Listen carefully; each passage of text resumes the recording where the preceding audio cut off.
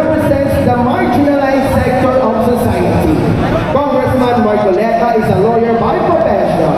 During his practice, he provided pro bono legal services to the poor and vulnerable. In the 15th Congress, he was chairman of the Committee on Poverty Alleviation and a member of Commission on Appointments. In the 17th Congress, he was elected senior deputy majority leader and chairman of the Committee on Globalization and WTO. In the 18th Congress, he was one of the deputy speakers. This 19th Congress until September 2024, he was the assistant majority leader of the Commission on Appointments and the chairman of its Committee on Public Works and Highways.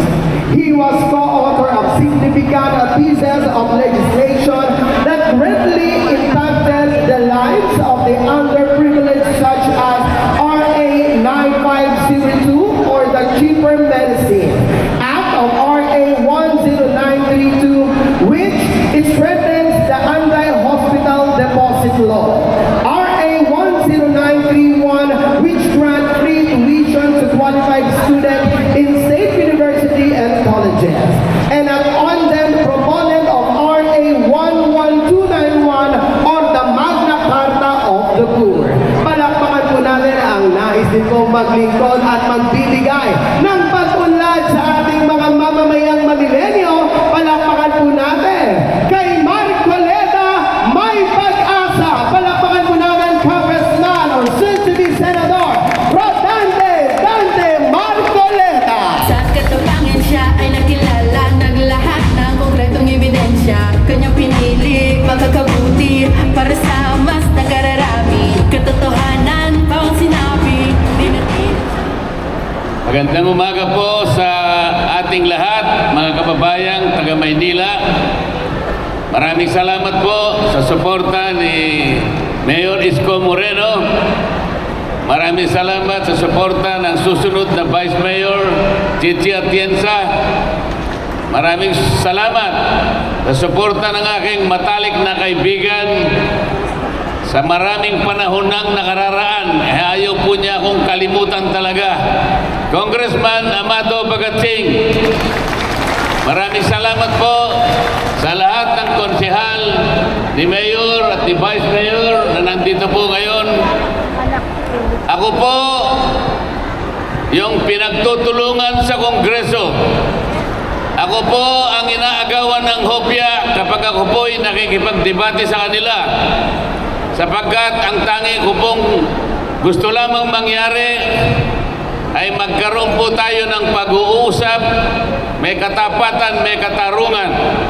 Ayaw po yata nila yon, kaya ang gusto nila ay awayin na lang ako, guluhin na lang ako tuwing ako'y nagsasalita. Kaya minabuti ko po na magkita na lang tayo, sapagkat dito'y nakikita ko po ang kagandahan ng inyong puso. Ayaw ko na sa kanila, ayaw ko na sa House of Representatives. Magpapatulong sana ako sa inyo na itawid ninyo ako sa Senado. Doon po ay magagawa ko po na ibaba ang presyo ng kuryente sa ating bansa. Ang akin pong gagawin, pagsisikapan ko po, magsisimula ako sa lahat ng mga kababayang kumukonsumo ng 200 kilowatts per month. Yun po ay kailangan libre na. Maaari po nating gawin yun. Ang makikinabang sa sandaling maipasa natin ang batas na yun, halos 27 milyong Pilipino. Katumbas ng higit sa 5 milyong pamilya. Kaya po natin gawin yun. Wala kasing nag-iisip ngayon ng ganyan. Napakataas po ng presyo ng kuryente sa bansa natin. Ito lamang ang kailangan upang sa ganon maitaas natin ang ating ekonomiya. Marami po ang mamumuhunan na pupunta sa ating bansa. Magtatayo sila ng pabrika, magtatayo ng pagawaan, marami pong pagkain ang ating maipupundar, bababa ang presyo ng bilihin. Yun lamang po ang kailangan gawin. Kailangan maibaba ang kuryente. Sa ngayon po, walang nag-iisip niyan. Sa aking palagay, hindi nila kayang isipin at lalong-lalong hindi nila kayang gawin. Pero maaari po natin gawin. Lalong-lalo na po dito sa Maynila. Kailangan po nating itaguyod, kailangan nating itaas ang kabuhayan. Napakataas po ng presyo ng bilihin sa ngayon. Tinanggal pa po nila yung PhilHealth. Hindi ko po maintindihan kung ba't ganyan ang ginagawa nila. Ang kanilang pinagtibay, yung tinatawag na akap, hindi po pwedeng mangyari yung ganon. Hindi gawain ng mga representatives ng House ang sila pa po ang pupunta sa inyong magbibigay ng kahit kung kani-kaninong ayuda. Ang ayuda po ay importante sa panahon ng kagipitan. Pero hindi po yun binibigay. Pupunta sa mga iba't ibang lugar na akala mo kanila yung pera dahil panahon ng eleksyon. Hindi po tama yun eh. Ang kailangan po maipundar natin ang ekonomiya natin. Doon po natin gamitin ang pera na yon sapagkat kailangan po nating maitaas, ma-develop, mapagyabong, mapalago ang kabuhayan ng ating bansa. Ito lamang po ang paraan. Ito lamang po ang dapat nating gawin, mga kababayan. Kaya ako po ay nagpapatulong sa inyo. Ayaw ko na po sa House of Representatives. Magugulo po sila.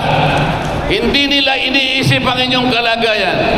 Kapag kami po ni Mayor Yorme ang magsasama at ang inyong Vice Mayor at ang inyong Congressman, maniwala po kayo, kami po ay makakagawa ng ikabubuti ng ating bansa. Kaya po ako ay nagpapasalamat. Maraming salamat po sa inyong pag-imbita. Tatanawin ko pong malaking utang na loob ito sa inyo. Hindi ko makakalimutan at pagbabalik ko rito, sana po, pagpunta ko at pagbisita kay Mayor Yorme at sa ating Vice Mayor at sa aking kaibigan Congressman, sana po ay ganap na po akong senador ng Republika ng Pilipinas. Maraming salamat po sa inyong lahat. Sa katapangan siya ay nakilala, naglahat ng konkretong ebidensya, kanyang pinili. Maraming salamat po. Our Senator Rodante Marcoleta. Muli po, palapakan naman po natin mga nanay at tatay ko. Ang isa rin po magiging boses natin sa Senado. Muli palapakan po natin Senator Rodante Marcoleta. At sa mga pagkakataon po ito, mga minamahal ko po rin nanay at tatay, ibibigay ko naman po sa inyo ang ating pong susunod na nagapagsalita.